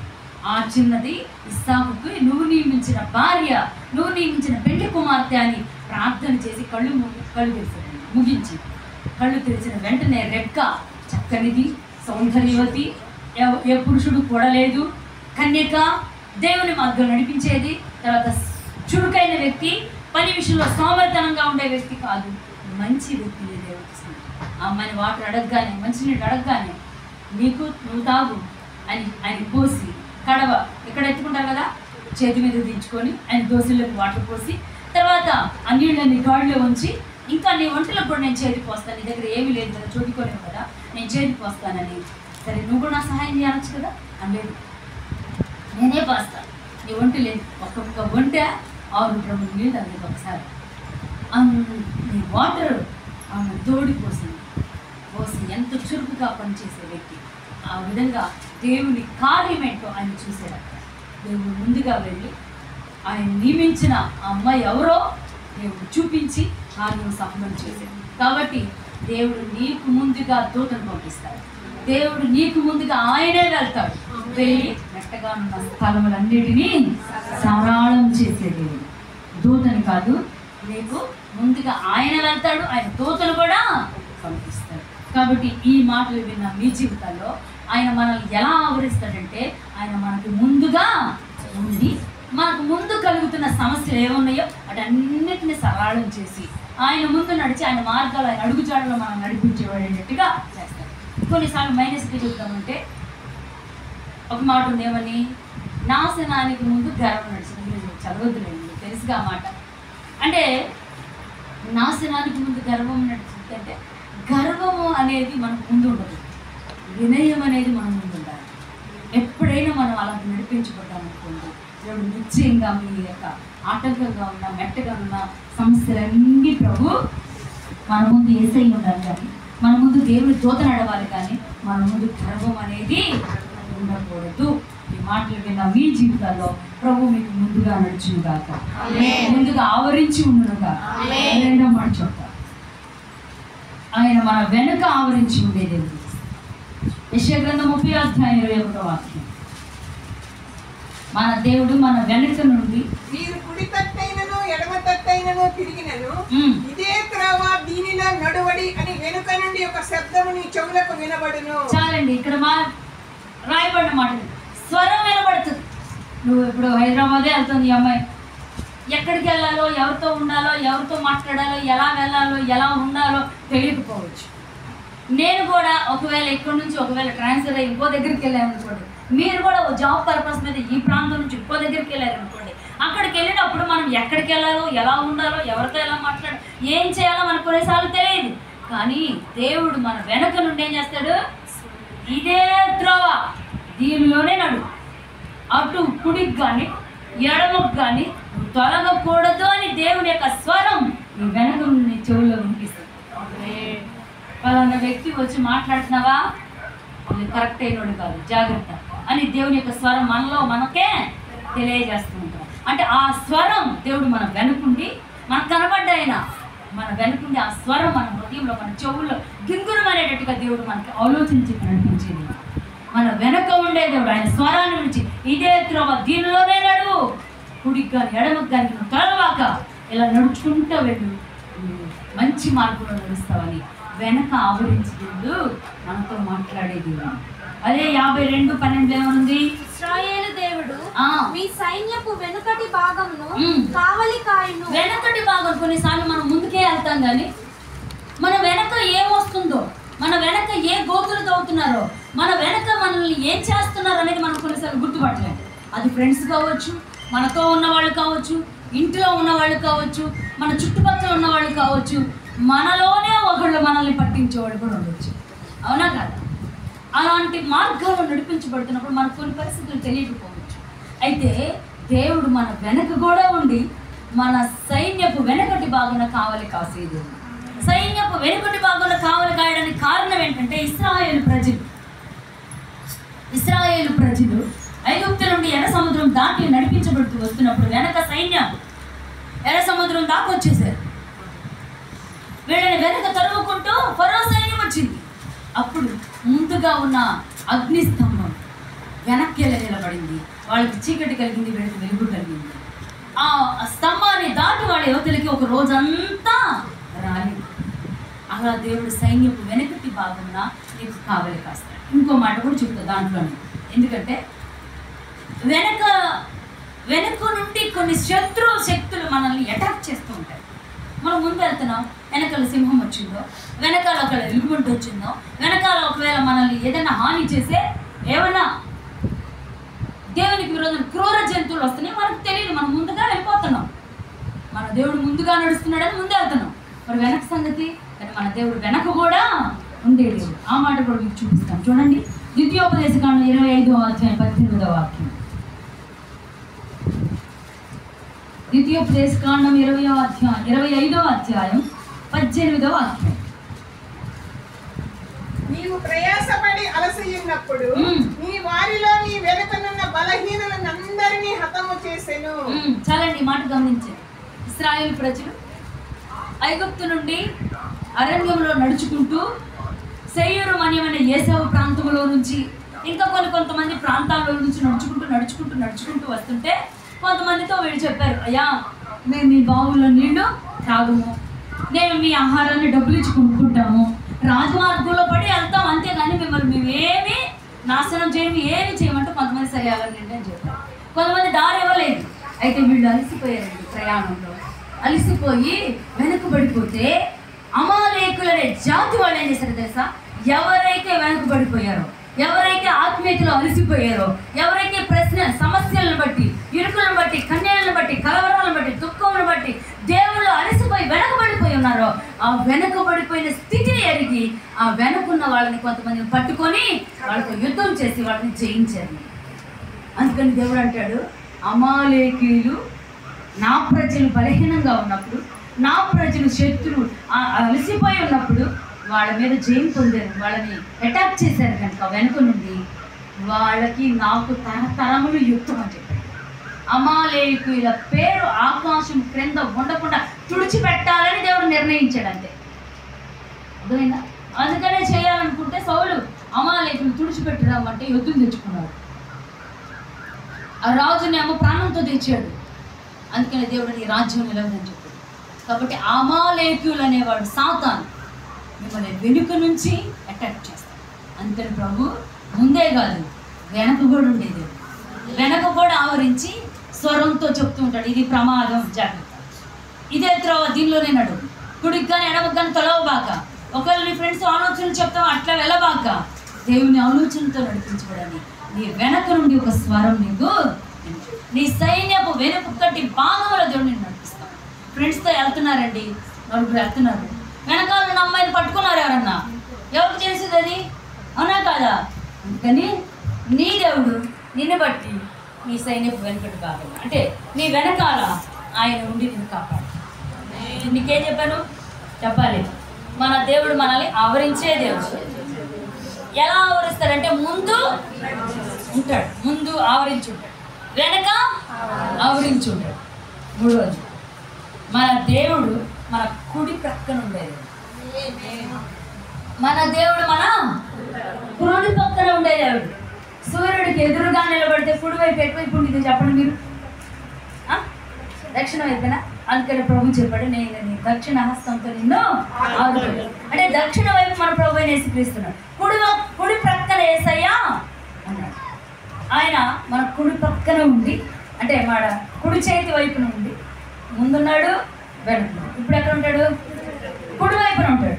నీ కుడి పక్కన దేవుడు ఉండి నేను కాపాడుతాడు. చదవండి, కీర్తనల గ్రంథం 16వ అధ్యాయం 8వ వాక్యం. సదాకాలము యెహోవా యందు నా గురి నిలుపుచున్నాను, ఆయన నా కుడి పార్శ్వమందు ఉన్నాడు గనుక నేను కదల్చబడను. చాలండి, ఇక్కడ రాయబడిన మాట. కదిలించే పరిస్థితులు రావచ్చు, మన సమాచారం ఎవరు నమ్మకపోవచ్చు, మనల్ని పట్టించుకునే పరిస్థితులు కూడా ఉండకపోవచ్చు. ఈ మాట నేను ఉన్నప్పుడల్లా, ఈ మాట చదివినప్పుడల్లా నాకు ఆనందంగా గుర్తొస్తుంది. నేను బెంగళూరు నుంచి బయలుదేరి సేవకుల సదస్సుకు వస్తున్నాం. సేవకులు కూటానికి వచ్చేటప్పుడు యోహానన్న అప్పటికే సిక్ అయి ఉన్నారు, జ్వరంతో ఉన్నారు. అన్న చేతులు అప్పటికి జ్వరంతోనే ఉన్నాయి, చేతులన్నీ తెల్లగా పాలిపోయి వేడిగా ఉన్నాయన్నమాట. నేను S1లో ఉన్నాను, అన్నోళ్ళు S6లో ఉన్నారు. వాళ్ళు మధ్యరాత్రి 12 గంటలకు ఎక్కారు, మేము మధ్యాహ్నం 12 గంటలకు ఎక్కాము అక్కడ బెంగళూరులో. ట్రైన్లో మేము వస్తున్నామని తెలిసి అన్న S1లోకి ఎక్కి నా దగ్గరకు వచ్చారు. అన్న వచ్చి చూసిన తర్వాత అన్నం చూడగానే నాకు చాలా బాధ అనిపించింది, ఒకలాగా అనిపించి నా పక్కన కూర్చుంటే నేను చేతులు పట్టుకుంటే వేడిగా ఉంది. ఏంటి చేతులు ఇంకా వేడిగా ఉంది, జ్వరం తగ్గలేదంటే వేడిగా ఉండాలి పాప అన్నాడు. పాప అనే పిలుస్తాను నన్ను ఎక్కువ దాదాపుగా. అట్లాగే ఉండాలి, వేడిగానే ఉండాలి, అలా ఉంటేనే మంచిదంట అది ఇదని మాట్లాడాడు ఆయన. సరే వెళ్ళండి, నేను అక్కడ పడుకుంటానులే, ఎక్కువ కూర్చోలేనని వెళ్ళిపోయాడు. వెళ్ళిపోయిన తర్వాత నాకు ఎందుకో నిద్ర పట్టలేదు. వాక్యం తీసి చదువుకుంటూ లైట్ వేసి బర్త్లో కూర్చొని లాస్ట్లో వాక్యం చదువుతుంటే ఈ మాట వచ్చింది నాకు. ఏమని? సదాకాలం నేను యెహోవా యందు నా గురి నిలుపుచున్నాను, ఆయన నా కుడి పార్శ్వమందున్నాడు కనుక నేను కదలను. అంటే కదిలించే పరిస్థితులు ఏవో నాకు రాబోతున్నాయి. ఆగిపోయాను నేను అక్కడే, ముందుకెళ్ళాలా వెనక్కి వెళ్ళాలా, ఆ వాక్యం దగ్గర ఆగిపోయా. ప్రభా కదిలించే పరిస్థితులు ఏవో నాకు రాబోతున్నాయి, అయితే నేను కదల్చబడకూడదు. ఈ వాక్యం ఏంటి నన్ను ఇట్లా ఆపేసింది అని భయపడ్డాను. నేను ఎలా భయపడ్డాను అదే చెప్పింది. అది కాక అంతకుముందే నాకు కల కూడా వచ్చింది. రెండు కాళ్ళు పనిచేయట్లేదు. రోడ్డు ఉంది ఎక్కడి నుంచి, ఈ రోడ్డుకి అవతల ఒక కూటం జరుగుతుంది, పట్టలు వేస్తున్నారు. ఈ రోడ్డు మీద నుంచి నేను అవతలకి వెళ్దామంటే వెళ్ళలేకపోతున్నా, కాళ్ళు పనిచేయట్లేదు. ఆ పట్ల మీద కూర్చున్నాను, వెళ్ళి ఎట్టగొట్టా, అన్న నా కాళ్ళు పనిచేయట్లా, అన్న నా కాళ్ళు రెండు ఒక్క స్టెప్ కూడా నేను వేయలేకపోతున్నా అని చెప్తున్నాను కాళ్ళలో. అలా వచ్చింది నాకు అప్పుడే అర్థమైంది, ఓహో ఏదో కదిలించే పరిస్థితి నాకు రాబోతుందని నేను అప్పుడే తెలుసుకున్నాను. వెంటనే దేవుని సన్నిధిలో ప్రార్థన చేశాను, ప్రభా ఇది నువ్వు అనుమతిస్తే నిశ్చయంగా కదిలించబడకుండా దేవుడు స్థిరంగా ఉండేటట్టుగా మీరు నాకు సహాయం చేయండి ప్రభా అని దేవుని సన్నిధిలో ప్రార్థన చేస్తున్నాను. నిజమే, మన దేవుడు మన కుడి పార్శ్వంలో ఉంటే కదిలించే పరిస్థితులు, ఎలాంటి పరిస్థితులు వచ్చినా, మన భక్తి జీవితం చేయలేని పరిస్థితులు వచ్చినా, ఒకవేళ మనం ఇక ఆగిపోయే పరిస్థితులు వచ్చినా, పరిగెత్తుతూ ఉన్నప్పుడు మనకు కలిగిన పరిస్థితులను బట్టి ఆ పరుగు పందెంలో పరిగెత్తలేనని సొమ్మసిల్లిపోయి నిలబడిపోయే పరిస్థితులు ఎదురైనా ఆయన నీ కుడి పార్శ్వంలో ఉన్నాడు. ఆయన నువ్వు సదాకాలం గురి నిలిపితే ఆయన నీ కుడి పక్కన కూడా ఆయన ఆవరించి ఉండి నేను నిశ్చయంగా గమ్యం చేరేటట్టుగా చేయగలిగిన దేవుడు, నిశ్చయంగా నువ్వు అనుకున్న దాన్ని సాధించేటట్టుగా చేయగలిగిన దేవుడు. నువ్వు ఏదైతే కోరుకున్నావు, నువ్వు ఏదైతే కావాలనుకున్నావు, నేను చేరాలి, గమ్యాన్ని నేను వెళ్ళాలి, ఆ గురిలోకి నేను పరిగెత్తాలని ప్రయాసపడుతున్నావు, అక్కడ చేరేంత వరకు ఆయన నీ కుడి పక్కనే ఉంది నేను నిశ్చయంగా ఆ గోల్, ఆ గురి, ఆ గమ్యం చేరేంత వరకు ఆయన నేను నడిపించేయగలను. ఇంకో మాటను కూడా చదవండి, 91వ కీర్తన 7వ వాక్యం. నీ ప్రక్కన 1000 మంది పడినను, నీ కుడి ప్రక్కన 10,000 మంది కూలినను, అపాయము నీ యొద్దకు రాదు. చాలా మందికి మన కూడా చెప్పారు కదా, మీరు హాస్టల్లో అందరికి మోషన్స్ అక్క, వాటర్ పాడైపోయినాయి అక్క, చాలా మంది చనిపోయారు అక్క అని చెప్పారు. కానీ దేవుడు అపాయం మన దగ్గరికి, కరోనాలో ఎంతమంది చనిపోయారు, కానీ దేవుడు ఆ అపాయం మన దగ్గరికి రానివ్వకుండా చేశాడు. నీ కుడి ప్రక్కన 1000 మంది కూలినా, నీ కుడి ప్రక్కన 10,000 మంది కూలిపోయినా అపాయం అనేది నీకు రాకుండా, నీ ముందే యాక్సిడెంట్ జరగవచ్చు, నీ ముందే అనేక మందికి ఏదో జరిగిపోవచ్చు, నీ ముందే నీ ప్రక్కనే నీ చూస్తూ ఉండగానే అనేక విధములైన సమస్యలు జరిగించవచ్చు, అపాయాలు జరగవచ్చు. కానీ దేవుడు అపాయం నీ దగ్గరికి రాకుండా కాపాడేది, ఆయన జయమిచ్చే దేవుడు, నీ కుడి పక్కన ఉండేది. తర్వాత పేతురుతో అంటాడు, నువ్వు నేను లేను కదా, నేను చనిపోయాను, సిలువ వేయబడ్డాను, 3వ దినాన్ని లేచాను, ఆరోహణమై వెళ్ళిపోయాను, ఇక ఎప్పుడు ఎవరు ఆహారం పెడతారు, ఎవరు మమ్మల్ని ప్రార్థన చేయించుకోవడానికి పిలవట్లేదు, ఎవరు కానుక ఇవ్వట్లేదు, ఎవరు కొన్ని డబ్బులన్నా ఇస్తే కొనుక్కొచ్చుకొని తినొచ్చు. వీళ్ళు రూమ్ నుంచి బయటకు వెళ్ళడానికే భయపడుతున్నారు యూదులకి. ఏం చేస్తారో, యేసు ప్రభు లేడు, పచ్చని చెట్టుకి ఆ గడ్డి పడితే మారు పరిస్థితి, భయపడే పరిస్థితులు, కానికిచ్చేవాడు లేదు, లేకపోతే ఆహారం తిన్నారా లేదని పట్టించుకునేవాళ్ళు లేరు, ఏమన్నా ఆహారం తెచ్చిచ్చేవాళ్ళు లేరు. ఇప్పుడు మేము ఉన్నాం అనుకోండి, చాలామంది మాకు ఫుడ్స్ తెచ్చిస్తారు, చాలామంది మాకు కర్రీస్ తెచ్చిస్తారు, చాలామంది మాకు అక్క మేము ఇది చేసాం మీరు తినండి అని తెచ్చిచ్చేవాళ్ళు ఉంటారు. ఆ రోజుల్లో యేసు ప్రభు శిష్యులు రూములో భయపడి తలుపులు వేసుకొని కూర్చొని ఉంటే ఎవరైనా తెచ్చిచ్చారా? ఎవరైనా పలకరించారా? ఎవరైనా తలుపు కొడితే కూడా భయపడే పరిస్థితులు. యూదులు వచ్చారేమో, లేదా ప్రభుత్వం వాళ్ళు వచ్చారేమో, మమ్మల్ని కూడా పట్టుకుంటారేమో భయపడే పరిస్థితులు అయ్యి. అలాంటి స్థితిగతులు ఉన్నప్పుడు వాళ్ళు ఏం చేద్దాం, మనం ఏం చేద్దాం, ఈ రోజు నుంచి ఉపవాసం ఉన్నాం, మనం భోజనం కూడా పెట్టే పరిస్థితులు లేవు కనుక మనం వెళ్ళి చేపలు పట్టుకొని కాల్చుకొని తిందాం రండి అని వెళ్ళారు అందరూ. దేవుడు ఆ స్థితిని ఎరిగి ఉన్న దేవుడు పరిచయను వదిలిపెట్టి వాళ్ళ సొంత పనులు చేసుకుంటూ ఉంటే దేవుడు వాళ్ళతో మాట్లాడు, పిల్లలారా ఆయన ఏమన్నా తిట్టాలి మామూలుగా అయితే. పేతురు ఎన్నిసార్లు చెప్పాను నేను, బుద్ధుందా లేదా అనాలి. యోహాన్ని చూసి నేను ఎంత ప్రేమించాను, నువ్వు నన్ను విడిచిపెట్టేలా వెళ్తున్నావు, పరిచయం విడిచిపెట్టేలా వెళ్తున్నావు, తిట్టాలి. తిట్టకుండా పిల్లలారా భోజనం ఏమన్నా ఏమీ లేదయ్యా అన్నారు. అప్పుడు వాళ్ళు లోపల నుంచి బయటకు వచ్చే లోపు వేడిగా ఆయన రొట్టెలు చేపలు తీసుకొచ్చి వాళ్ళకి ఇచ్చాడు. గొప్ప ఆశీర్వాదం కలిగి ఆయన నీ కుడి పార్శ్వంలో ఉండి, నీ కుడి ప్రక్కన ఉండి, కుడి ప్రక్కన వలవేయమని చెప్పి, నీకు ఆలోచన చెప్పి, నీకు ఒక సలహా ఇచ్చి నిన్ను సమృద్ధి ఆశీర్వాదాలతో నింపునుగాక. ఏమీ లేని స్థితిలో ఉన్నావా, దీన స్థితిలో ఉన్నావా, పేదరికంలో ఉన్నావా, దరిద్రంతో ఉన్నావా, కుటుంబాన్ని పోషించుకోలేని స్థితిలో ఉన్నావా, పిల్లల్ని చదివించుకోలేని స్థితిలో ఉన్నావా, పిల్లలకు ఫీజు కట్టలేకపోతున్నావా, లేకపోతే నీ యజమాని కష్టపడినంతా తీసుకెళ్ళి సారాయి కొట్టులో పోషిస్తున్నాడా, నీ యజమాని తీసుకెళ్ళి వేరే కొంపలో కడుతున్నాడా, లేకపోతే వడ్డీ కడుతున్నావా, నాకు తెలియదు. నిశ్చయంగా దేవుడు నీ కుడి పార్శ్వంలో ఉన్నాడు. ఆయన నిన్ను కుడి పక్కన వలవేయమని చెప్తున్నాడు. నువ్వు కుడి వైపుకు తిరుగు, ఆయన నిశ్చయంగా నేను సమృద్ధి ఆశీర్వాదాలతో నింపునుగాక. అన్నాడు కుడి పక్కన వలవేయి అన్నాడు. 153 గొప్ప చేపలు పడినాయి అంట. వల పిగిలిపోయినాయి, లాగలేకపోయారు. ప్రభు సూమి అని దేవుని అప్పుడు గుర్తుపెట్టాడు. దేవుని కార్యాలు అప్పుడు గుర్తుపెట్టారు వాళ్ళు. కొన్నిసార్లు దేవుడు మా జీవితంలో ఏ కార్యం చేయట్లేదని కృంగిపోతున్నావేమో, ఒక రోజున ఆలస్యమైన అద్భుత కార్యం ప్రభు చేయబోతున్నాడు. అయ్యా నేను పాపాత్ముని, నన్ను వదిలిపెట్టేసి వెళ్ళిపోయాను. ప్రభు సన్నిధికి వెళ్ళి ఆయన పాదాల మీద పడి మోకరించి కన్నీళ్లు విడుస్తున్నాడు పేతురు. అప్పుడు దేవుని యొక్క ఆశీర్వాదం. అప్పటి వరకు సమృద్ధి లేదు, లేమి, కొరత, పిల్లలు పోషించుకోవాలి, ఇంటికి వెళ్తే భార్య అడుగుతుంది ఏం తీసుకొచ్చావని. అలాంటి స్థితిగతుల మధ్యలో ఒకవేళ మీ కుటుంబాలు కొనసాగుతున్నాయేమో, ప్రభు చెప్తున్నాడు నీ కుడి పక్కన ఉండి, కుడి పక్కన వలవేయమని చెప్పి, కుడి పక్కన ఉన్న ఆశీర్వాదాలతో ప్రభు నేను నింపుతాడు. నీకు అపాయం రాకుండా కాపాడతాడు. నీ కుడి పక్కన ఉండి ఆయన ఏ విధం చేతనైనా ఏ పరిస్థితుల్లో కూడా కదలకుండా నీ గురి గమ్యాన్ని చేరేటట్టుగా దేవుడు చేయగలిగాడు. నేను చెప్పాను 3 చెప్పాను. ఆయన ముందు నీకు ఆవరించుంటాడు, వెనక వైపున ఆవరించుంటాడు, కుడి ప్రక్కన ఆవరించుంటాడు. 4 చెప్తాను. 4వది చెప్తాను. ఆయన మీ ఎడమ ప్రక్కన కూడా ఉంటాడు. 48వ కీర్తన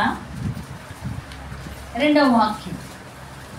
కీర్తనల గ్రంథం 48వ అధ్యాయం 2వ వాక్యం. ఉత్తర దిక్కున మహారాజు పట్టణమైన సియోను పర్వతము రమ్యమైన ఎత్తుగల చోట నుంచబడి సర్వభూమికి సంతోషకరముగా ఉన్నది. చాలండి, ఇక్కడ రాయబడిన మాట. సూర్యునికి ఎదురుగా నిలబడితే మనకి కుడివైపున ఏమొచ్చింది? దక్షిణ దిక్కు. అప్పుడు ఎడమ వైపు ఏమొస్తుంది? ఉత్తర దిక్కు. ఉత్తర దిక్కున ఉన్న మహారాజు పట్టణమైన సియోనులో మన ప్రభువైన యేసుక్రీస్తు ఆసీనుడుగా ఉన్నాడు. అర్థమైందా? ఆయన ఇప్పుడు మనకి ఎక్కడ ఉంటాడు చెప్పాలి. ఎడమ ప్రక్కన కూడా ఉంటాడు, ముందుంటాడు, వెనుకుంటాడు, కుడి ప్రక్కన ఉంటాడు, ఎడమ ప్రక్కన కూడా ఉంటాడు. అర్థమైందా? ఎడమ ప్రక్కన ఏముందంటే మహారాజు పట్టణమైన సియోన్. ఆ సియోన్లో ఆయన ఉన్నతమైన సింహాసనం మీద ఆసీనుడై ఉన్నాడు. ఆయన మనకి ఎడమ ప్రక్కన కూడా ఉండి మనకి కార్యాలు సఫలం చేస్తాడు. చూడండి యోబు గ్రంథం 23వ అధ్యాయం 9వ వాక్యం. త్వరగా చదవాలి. ఆయన పనులు జరిగించు ఉత్తర దిశకు పోయినను ఆయన నాకు కానవచ్చుట లేదు. దక్షిణ దిశకు ఆయన ముఖము త్రిప్పుకొని ఉన్నాడు. చాలా వైపులు నేను తిరిగా, అక్కడ లేడు.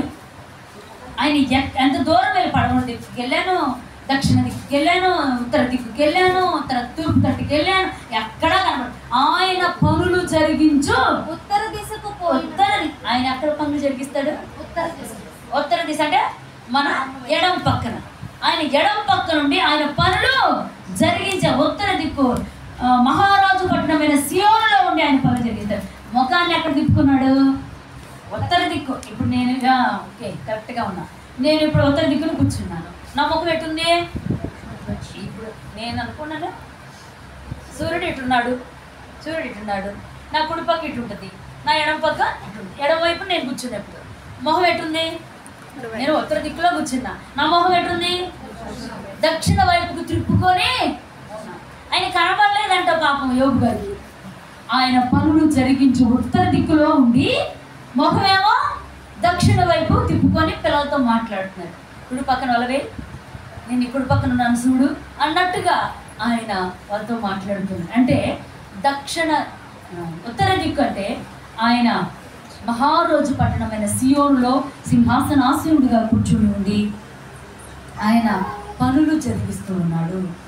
ఏ పనైనా సరే, అది ఉద్యోగ విషయమైనా, చేతి పని విషయమైనా, ఒకవేళ ఆటో బాడుగులు వేసుకుంటున్నా, ఒకవేళ మెకానిక్ షాప్ అయినా, ఉద్యోగ వ్యాపారాలైనా, చేతి పనులైనా, ఒకవేళ ఇంకా పొలం పనులైనా, కూలి పనులైనా, మీ పంటలైనా, మీ యొక్క ఏదైనా సరే ఆయన పనులు జరిగించే ఉత్తర దిక్కులో ఉండి మీ కార్యాలు, మీ పనులన్నీ సఫలం చేయబోతున్నాడు. నిశ్చయముగా ఆయన ముందు వెనక కుడి పక్కన ఎడం పక్కన ఆవరించి మీకు ఏది కావాలో అది అన్ని కూడా దేవుడు మీకు అనుగ్రహించే దేవుడు. పనులు జరిగించే ఉత్తర దిక్కులో ఆయన ఉన్నాడు. ఆయన ఎడమ చేయి మన తల క్రింద ఉన్నది. ఒక తల్లి గారు చిన్న పిల్లలను ఎత్తుకున్నప్పుడు పాలించేటప్పుడు ఏం చేస్తారు? తలకాయ నిలబడదని ఎడం చెయ్యేమో తల కింద ఎలా పెట్టుకొని కుడి చేతి ఎలా పట్టుకొని పాలిస్తూ ఉంటాడు. మన ప్రభువైన యేసుక్రీస్తు కూడా ఆయన ఎడమ చేతిని మన తల క్రింద పెట్టి కుడి చేతితో పట్టుకొని తల్లి వలె లాలించి పాలించి పెంచేది తల్లి ఎలా పిల్లల్ని గారవిస్తుందో అలాగా మనల్ని ఆయన కవిగిల్లో చెప్పుకునేవాడు. అది కూడా వాక్యం చదువుతానంటే చదవండి, ఎందుకు రిఫరెన్స్ చూపుతాను. పరమగీతాల గ్రంథం సాంగ్స్ ఆఫ్ సొలొమన్ 2వ అధ్యాయం 6వ వాక్యం.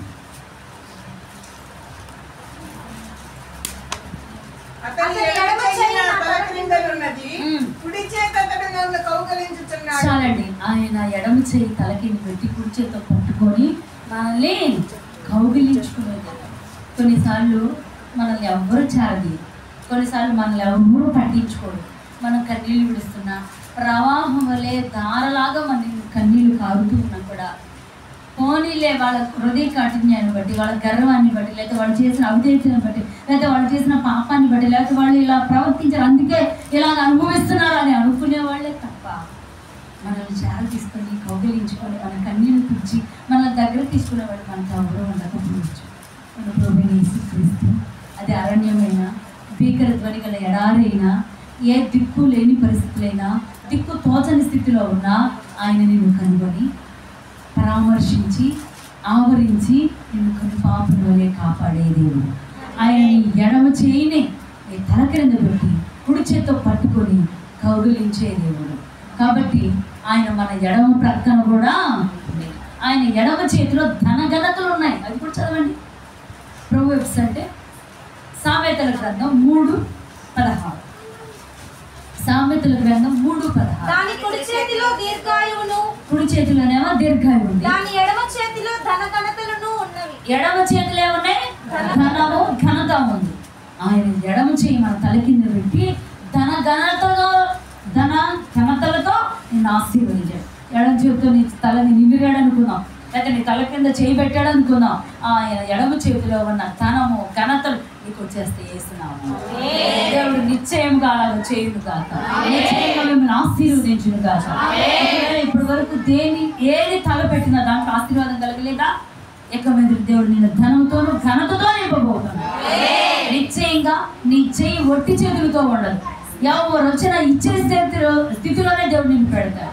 ఘనంతోనూ ఘనతతో కూడా దేవుడు నిన్ను నియమించబోతున్నాడు. ఆయన మన ఎడమ ప్రక్క నుండి ఆయన ఎడమ చేతిలో ఉన్న ఘనతలను ఇచ్చి ఆయన ఎడమ చేయి మన తల మీద పెట్టి, తర్వాత ఆయన మహారాజు పట్టణమైన సియోనులో నివాసం చేస్తూ ఆయన పనులు జరిగించే స్థలంలో నివసిస్తూ మనకి ఎడమ వైపున కూడా ఆవరించి ఉండే దేవుడు. ఆ విధంగా మన పక్షముగా ఉండి మనల్ని కాపాడుతూ ఏ కీడు, ఏ అపజయము, ఏ హాని ఏది కూడా కలగకుండా కనుపాపని వలె కాపాడే దేవుడు. 4 విషయాలు చెప్పా. ముందు ఆవరించి ఉంటాడు, వెనక ఆవరించి ఉంటాడు, కుడి ఎడమ. మన ఏసీ ఎక్కడ ఉంటాడు మీరు ముందు చెప్పాలి. మన ఏసీ అని నేను అంటా, మీరు ఎక్కడ ఉన్నారో చెప్పండి. మన ఏసయ్య ముందు ఆవరించి ఉండేది, మన ఏసయ్య మన ఏసయ్య మన ఏసయ్య. ఓకే, 5వ మాట చూద్దాం. ఎక్కువ వచ్చింది, 2 అయింది.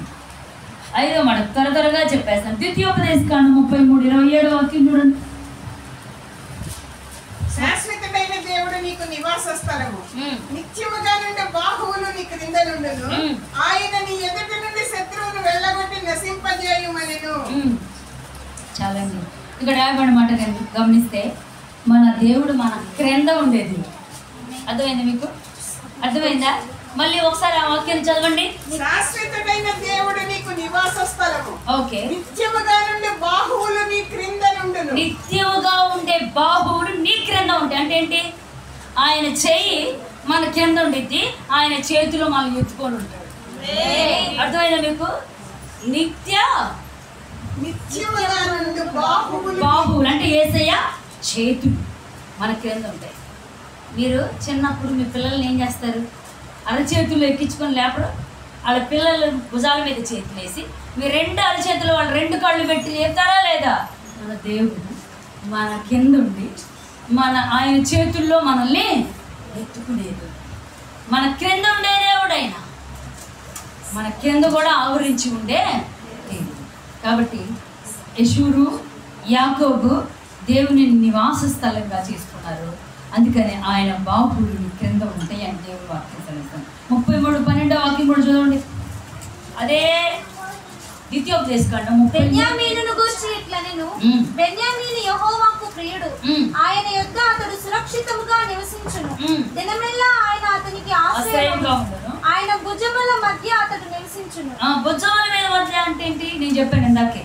భుజం మీద చేతులేసి అరిచేతులు 2 కాళ్ళు పెట్టుకుని మీ పిల్లల్ని ఎలాగైతే మీరు ఎత్తుకొని మోసుకొని మీరు ఇలాగా మీ మీద పడేసుకుంటారో, అలాగే మన ప్రభువైన యేసుక్రీస్తు కూడా ఆయన మీద, ఆయన భుజముల మీద మన చేతులు వేసుకొని భుజముల మధ్య నివసించినట్టుగా మనల్ని మీద ఎక్కించుకునేది.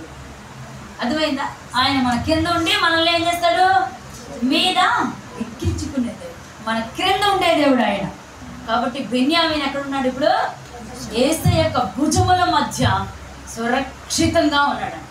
ఏ కీడు కలగకుండా, ఏ హాని కలగకుండా ఆయన భుజముల మీద సురక్షితంగా నివసించే దేవుడు బెన్యామీను. కాబట్టి మన ప్రభువైన యేసుక్రీస్తును మనం నివాస స్థలంగా చేసుకున్నప్పుడు ఆయన మన క్రింద ఉండి ఆయన బాహువుల్లో లేదా ఆయన చేతుల్లో మనల్ని ఎత్తుకొని ఆయన భుజముల మీద ఎక్కించుకొని ఆయన మన క్రింద ఉండి మనల్ని మోసుకునే దేవుడు. తండ్రి స్థానం ఏంటంటే ఎత్తుకొని మోసి, తల్లి ఏం చేస్తాడంటే పాలించి పెంచింది. కానీ తండ్రి ఏం చేస్తాడు? ఎత్తుకొని మోసుకుంటాడు. ఏడుస్తున్నాడు అనుకోండి, కొంతసేపు అటు తీసుకెళ్ళండి అన్నారు అనుకో, ఏం చేస్తాడు? ఆయన తప్పగా ఎత్తుకొని పిల్లల్ని అటు తీసుకొని వెళ్ళి ఆడించి కొట్టు దగ్గరికి ఏమైనా తీసుకొని వెళ్ళి కొనిపించి లేకపోతే మీదెక్కించుకొని వెళ్ళి మోసుకొని వెళ్ళే స్థానం. బాధ ఒకవేళ వాళ్ళు తప్పు చేసినా భరించాలి, వాళ్ళు బాధ పెట్టినా భరించాలి, వాడు జుట్టు పీకినా భరించుకోవాలి, మొహం మీద కొట్టినా భరించుకోవాలి. తండ్రి స్థానం అది. పిల్లలు తప్పు చేస్తారు, తన కింద ఉన్న వాళ్ళు తప్పు చేస్తారు, ఏం చేయాలి? భరించుకోవాలి, ఎత్తుకోవాలి, మోయాలి. నాకెందుకు వాళ్ళు అన్నావు అనుకో, పిల్లలు ఏమైపోతారు? కాబట్టి కనుక మన ప్రభువైన యేసుక్రీస్తు మన నిత్యమైన తండ్రి, పరలోకపు తండ్రి.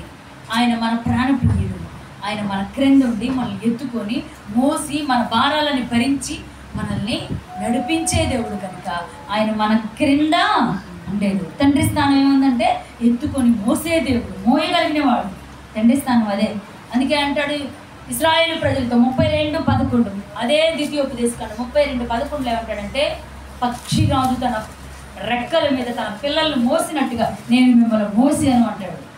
చదవాలి. పక్షిరాజు తన గూడు రేపి తన పిల్లలపైన అల్లాడుచు రెక్కలు చాపుకొని వాటిని పట్టుకొని తన రెక్కల మీద వాటిని మోయినట్లు యెహోవా వానిని నడిపించెను. చాలండి, ఇక్కడ గమనిస్తే రెక్కల మీద ఎక్కించుకొని మోసేది. తండ్రి స్థానం ఏంటంటే మన క్రింద ఉండి ఆయన బాహువులు ఇలా పెట్టి మనల్ని చేతుల్లోకి ఎత్తుకొని భుజుల మీద మోసుకొని మనల్ని మోసే దేవుడు. ఆయన రెక్కల మీద మనల్ని ఎక్కించుకొని అంటే ఆ రెక్కలు అంటే ఆయన చేతులే, ఆయన రెక్కల మీద ఎక్కించుకొని మనల్ని మోసే దేవుడు. అలా మోస్తూ ఇశ్రాయేలు ప్రజలకి వాళ్ళ చెప్పులు వారు తెగిపోలేదు, కాళ్ళు మాయలేదు, బట్టలు పాతగెలలేదు, వాళ్ళు అలసిపోలేదు, వాళ్ళు బాధపడలేదు. వాళ్ళు 40 సంవత్సరాలు అరణ్యంలో నడిపిస్తే వాళ్ళ యొక్క గుడారాల యొక్క స్వరూపము కూడా మారిపోలేదు. అందుకే అంటాడు యాకోబు నీ గుడారాలు, ఇశ్రాయేలు నీ యొక్క నివాస స్థలంలో ఎంత రమ్యములు. అంటే రంగు కూడా పోలేదా గుడారాలకి? వాళ్ళు ఎక్కడ దిగారు అక్కడ గుడారాలు వేసుకున్నారా లేదా? రంగు కూడా బాగాలేదంట. అసలు ఎంత నివాస స్థలాలు రమ్యంగా ఉన్నాయో మీరు ఒకసారి ఆలోచించండి. అంతగా నడిపించిన దానికి కారణం, ఇప్పుడు ఇక్కడ నుంచి మీరు బస్ స్టాండ్ రైల్వే స్టేషన్ దాకా నడవండి, వీళ్ళు కాళ్ళు వాస్తాయా లేవా? ఈ ఎండాకాలంలో వాళ్ళు ఏం చేస్తున్నారు తెలుసా? ఎండలో నూనె పెట్టారండి. ఎండలో ఒక రాయి మీద నూనె పెట్టారు, ఆ నూనె బాగా వేడైపోయింది, ఆ వేడిలో చిప్స్ వేసారు. అంటే అంత భయంకరమైన ఎండ. అలాంటి ఈ ఎండలో మనం కనుక అక్కడ దాకా నడిచిపోతే మన కాళ్ళకి ఏమవుతాయి?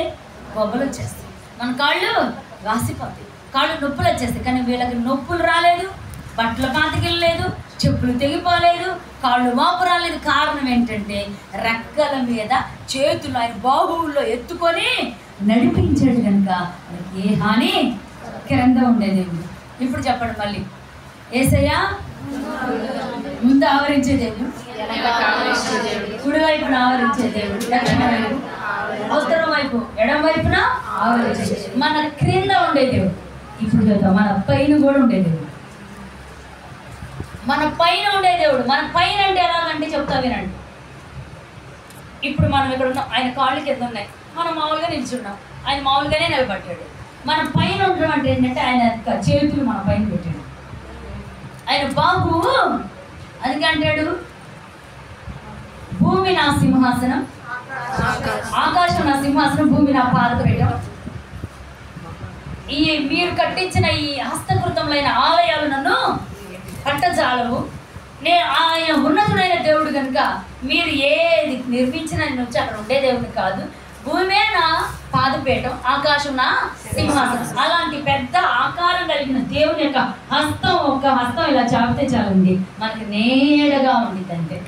ఈ ఎండ వడ దెబ్బ వేడి ఏమి తగలకుండా ఆయన మన పైన ఉండే దేవుడు. అది కూడా నేను చెప్తాను చూడండి. లూకాసు వర్తమానం 4:18 ప్రభు ఆత్మ నా మీద ఉన్నది. చెప్పాలి, చదవాలి త్వరగా. ప్రభు ఆత్మ నా మీద ఉన్నది, మన మీద ఉంది, బీదలకు సువార్త ప్రకటించుటకై. చాలు. ప్రభు ఆత్మ అంటే దేవుని యొక్క ఆత్మ మన పైన అలాడుచున్నాడు. పావురం వలె మన పైన అలాడుచున్నప్పుడు మనకి నీడగా ఉంటాడా లేదా?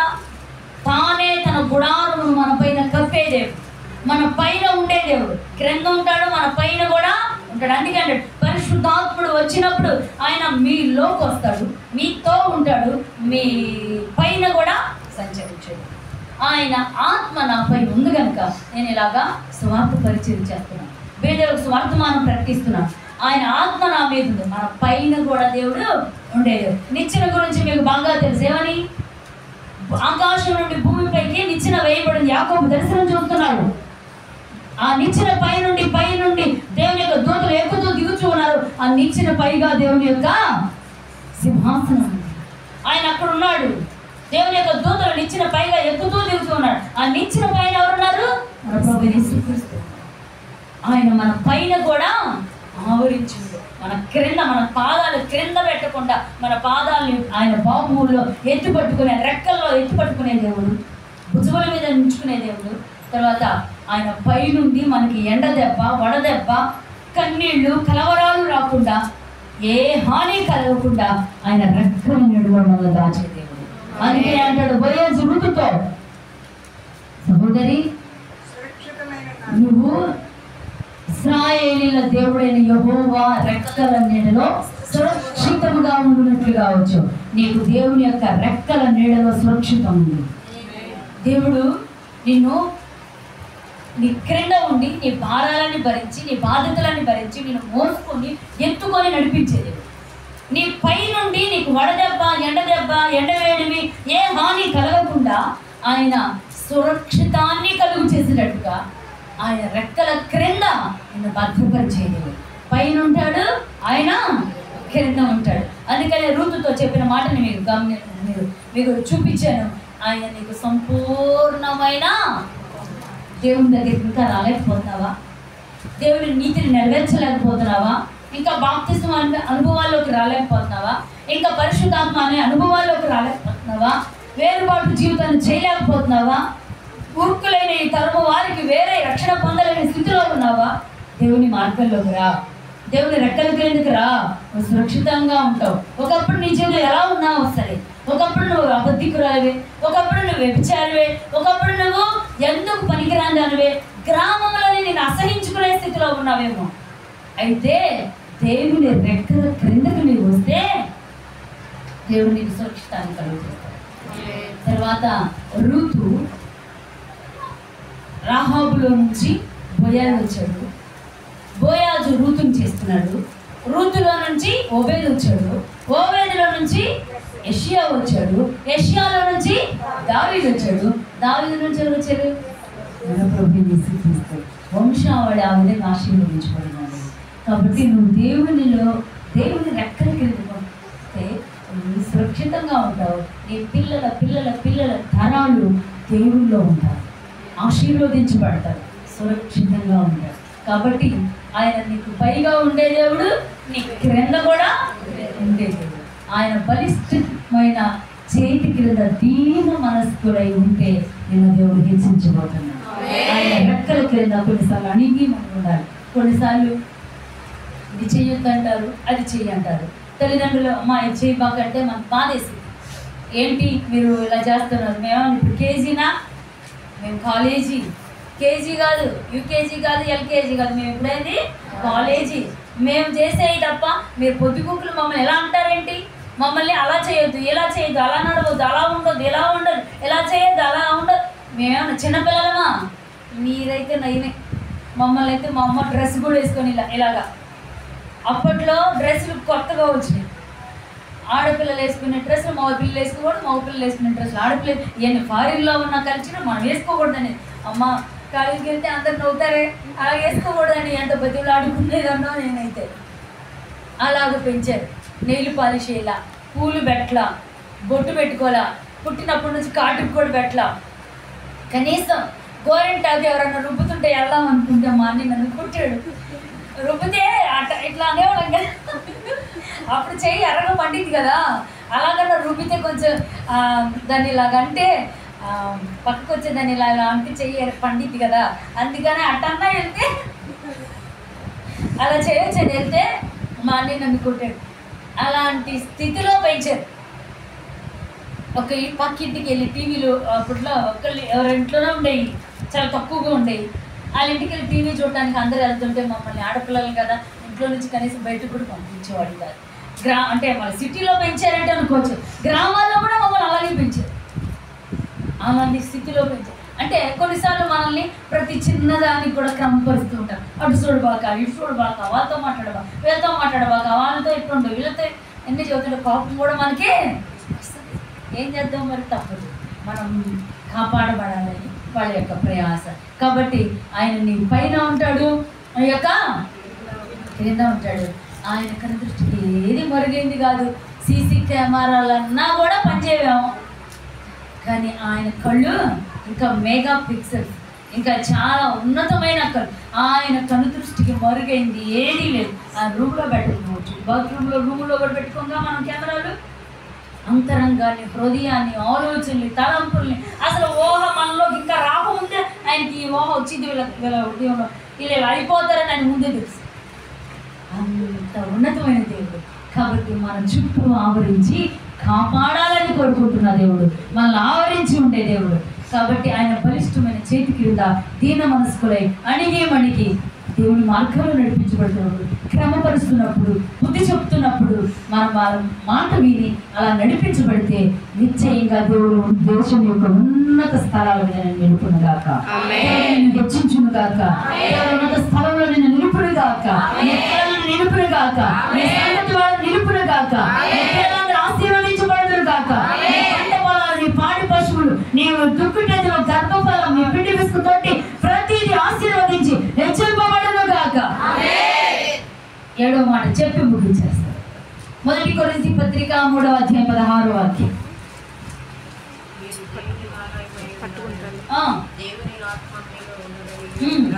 మీలో ఉండే దేవుడు, మనలో దేవుడు ఉండే దేవుడు. మన క్రింద ఉంటాడు, మన పైన ఉంటాడు, మన కుడి పక్కన ఉంటాడు, మన ఎడమ పక్కన ఉంటాడు, మనకు ముందు ఉంటాడు, మనకు వెనకుంటాడు, మన లోపల కూడా ఉంది. ఏమన్నాడు ఇప్పుడు మళ్ళీ ఆ మాట? మీరు దేవుని ఆలయమై ఉన్నారనియు దేవుని ఆత్మ మీలో నివసించుచున్నాడనియు మీరు ఎరుగరా? మీరు ఒకవేళ మీ దేహాన్ని, మీ యొక్క ఆలయాన్ని, మీ దేవుని దేహం అనే ఆలయాన్ని మీరు పాడు చేస్తే దేవుడు మనల్ని పాడు చేస్తాడు. కాబట్టి దేవుని మందిర విషయంలోనూ జాగ్రత్తగా ఉండాలి. మన ఆత్మ, మన దేహం అనే ఈ యొక్క మన శరీరాన్ని, మన ఆత్మను కూడా మనం కాపాడుకోవాలి. మనలో ఉండే దేవుడు ఆయన, మన లోపల నివసించే దేవుడు. ఆ మాట కూడా మీరు చదవండి. 1 యోహాను పత్రిక 4వ అధ్యాయం 4వ వాక్యం. చిన్నపిల్లలారా, మీరు దేవుని సంబంధులు. నీలో ఉన్నవాడు లోకములో ఉన్నవాడి కంటే గొప్పవాడు కనుక మీరు వారిని జయించాలి. మాటని గమనించండి. మనలో ఉండే దేవుడు, మన దేవుని యొక్క ఆత్మ మనలోనికి వస్తుంది, మన పైన సంచరిస్తుంది, మనతో కూడా ఉండే ఆత్మ. కాబట్టి ఆ ఆత్మ మనలోనికి వచ్చినప్పుడు మనలో ఉండి ఆయన మన తలంపులు, ఊహలని, ఆలోచనల్ని కాపాడేది. మన హృదయంలో ప్రభువుగా ఆయన ప్రతిష్ఠించుకున్నాం కనుక ఆయన మనలో నివాసం చేసేదేవు. మనలో కనుక చెడు తలంపులు, చెడు ఆలోచనలు, దేవునికి విరోధమైన క్రియలు మనలో ఉంటే ఆయన మన నుండి దూరంగా వెళ్ళిపోతాడు. ఆయన మనలో ఉండే దేవుడు కనుక మనలో ఉండి, మనతో ఉండి, మనకి సహాయం చేస్తూ, ప్రార్థనాత్మతో నింపుతూ, మంచి మార్గాల్లో నడిపిస్తూ మనం నడిపించి, మీలో ఉన్నవాడు లోకంలో ఉన్నవాని కంటే గొప్పవాడు కనుక మీరు దుష్టుని జయించి ఉన్నారు, మీరు వాడిని జయించి ఉన్నారు. వాడి మీద మీకు జయాన్ని దేవుడు అనుగ్రహిస్తాడు. దుష్టుడు ప్రతి చోట ఉంటాడండి. వాడు ఎక్కడ ఉంటాడు? ఇక్కడ ఈ ఊళ్ళో తెనాల్లో లేడా, తిరుపతిలో లేడా, ఒంగోలు లేడా, లేదా ఎక్కడి నుంచి ఇంకో చోటకి వెళ్తే ఉండడా? ఎక్కడికి వెళ్ళా ఉంటాడు. అయితే మనలో ఉన్నవాడు లోకంలో ఉన్నవాని కంటే గొప్పవాడు కనుక మన ప్రాణ, ఆత్మ, దేహ శరీరాలని కాపాడటమే కాకుండా దుష్టుని జయించే కృప దేవుడు మనకు అనుగ్రహించే దేవుడు. కాబట్టి మనము ఆయన్ని, వాడిని జయించగలుగుతాం. తర్వాత ఇంకా రెఫరెన్స్లు కొన్ని మీకు ఊరికి చూపించి నేను ముగించేస్తాను. చూడండి, యోహాను సువార్త 14:17 ఆయన మీలో ఉంటాడు. అక్కడే అనమాట, చదవండి. 14:17 వాక్యం. లోకము ఆయనను చూడదు, ఆయనను ఎరుగదు కనుక ఆయనను పొందనేరదు. మీరు ఆయనను ఎరుగుదురు, ఆయన మీతో కూడా నివసించును, మీలో ఉండును. ఈ మాట గమనించుకోవాలి. మీతో కూడా ఉంటాడు, లోపల కూడా ఉంటాడు. తర్వాత 46వ కీర్తన 5వ వాక్యం. దేవుడు ఆ పట్టణంలో ఉన్నాడు, దానికి. కాబట్టి మనలో ఉంటే, మనతో ఉంటే మనకి చలనం అనేది, దుష్టుని జయిస్తాం. చలనం లేకుండా స్థిరంగా దేవుని ఆదుకుంటాం, స్థిరంగా ఉద్యోగంలో స్థిరపడతావు, స్థిరంగా నువ్వు చేసే దాంట్లో ఆశీర్వాదకరంగా ఉంటావు, స్థిరంగా నీది దేవుడు ఆశీర్వాదకరంగా ఉంచుతాడు. నీ ఆస్తి స్థిరంగా ఉంటుంది, నీ జీవితం స్థిరంగా ఉంటుంది, నీ యొక్క పొలంలో నువ్వు స్థిరత్వంగా ఉంటావు, నీ ఉద్యోగంలో నువ్వు స్థిరపడతావు, నువ్వు చదువుతున్న చదువులో నువ్వు స్థిరత్వంగా ఉంటావు. అటు ఇటు తొనకు. నువ్వు దుష్టుని కూడా జయిస్తావు. కాబట్టి దేవుడు ఇప్పుడు చెప్పండి 7 చెప్పా, మన దేవుడు మనల్ని ఆవరించి ఉండే దేవుడు. ఏమై ప్రయాణమై హైదరాబాద్ వెళ్తుంది, దేవుడు అప్పుడైనా ఆవరించి ఉండను కాక. మనం వెళ్ళే మార్గాల్లో కూడా ప్రభు మనల్ని ఆవరించి ఉండను కాక. మన ప్రభు యేసుక్రీస్తు ఎలా ఉంటాడు చెప్పండి? ఇప్పుడు మన ముందుండే దేవుడు, వెనక ఆవరించి ఉండే దేవుడు, కుడి ప్రక్కన ఆవరించి ఉండే దేవుడు, ఎడమ ప్రక్కన ఆవరించి ఉండే దేవుడు, మన పైన ఆవరించి ఉండే దేవుడు, మన క్రింద ఆవరించి ఉండే దేవుడు. తర్వాత మనలో కూడా ఆయన మనలో ఉంటే మనం దృష్టిని చేస్తాం. ఆయన మనలో ఉంటే మనకి చలనం ఉండదు. తర్వాత ఆయన కుడి ప్రక్కన ఉంటే మనకు ఆశీర్వాదాలు అపాయాలు రావు, మనం కదల్చబడం, గురి గమ్యాన్ని చేరగలుగుతాం. తర్వాత ఆయన మన పైన ఉంటే మనం రెక్కల క్రింద సురక్షితంగా ఉంటాం, మనల్ని హెచ్చిస్తాడు. తర్వాత ఇలాంటి కొన్ని ఆశీర్వాదాలు కూడా మీకు చెప్పుకుంటూ వచ్చారు. ఇవన్నీ మరలా మీరు ఇంటికి వెళ్ళాక మరలా రాసుకున్నాయి, చదువుకోండి, ఆలోచించుకోండి, మరలా జ్ఞాపకం చేసుకోండి. నిశ్చయంగా దేవుడు మిమ్మల్ని ఆవరించే దేవుడు. ఇంతవరకు ఏ పరిస్థితులను బట్టి భీకర ధ్వని కలిగిన అరణ్యములో, ఎడారిలో, ఏ దిక్కుపోతున్న పరిస్థితుల్లో నువ్వు నలిగిపోతున్నా ప్రభు నిన్ను పరామర్శించి ఆవరించి కనుగొని కనుపాపని వలె కాపాడే దేవుడు. ఏవి ఇప్పటి వరకు నిన్ను ఆవరించే, బలహీనతలు ఆవరించే, ప్రాణాంతకమైన పరిస్థితులను ఆవరించే, జలములు నిన్ను ఆవరించి ముంచివేయాలనుకుంటున్నాయా, లేకపోతే మరణ బంధకాలు నిన్ను చుట్టుకొని ఉన్నాయి, లెక్కలేని అపాయాలు నిన్ను చుట్టుకున్నాయి, వీటన్నిటిలో నుంచి కూడా దేవుడు తప్పించి కాపాడి ఆవరించి పరామర్శించి కనుగొని కనుపాపని వలె కాపాడే దేవుడు నీకు తోడై ఉండను కాక, నేను ఆవరించి ఉండను కాక, స్థిరపరచును కాక. ఆయన రక్తంతో నేను కప్పి, ఆయన దయతోను, ఆయన కేడంతో, రక్తంతో, ఆయన యొక్క ఉన్నతమైన కాపుదలతో నేను కప్పి ఆవరించి ఉండను కాక. ఈ మాటలు ఆశీర్వదించి బలభరితంగా మార్చి స్థిరపరచును కాక. అందరూ మోకరించండి, ప్రార్థన చేసుకున్నాం.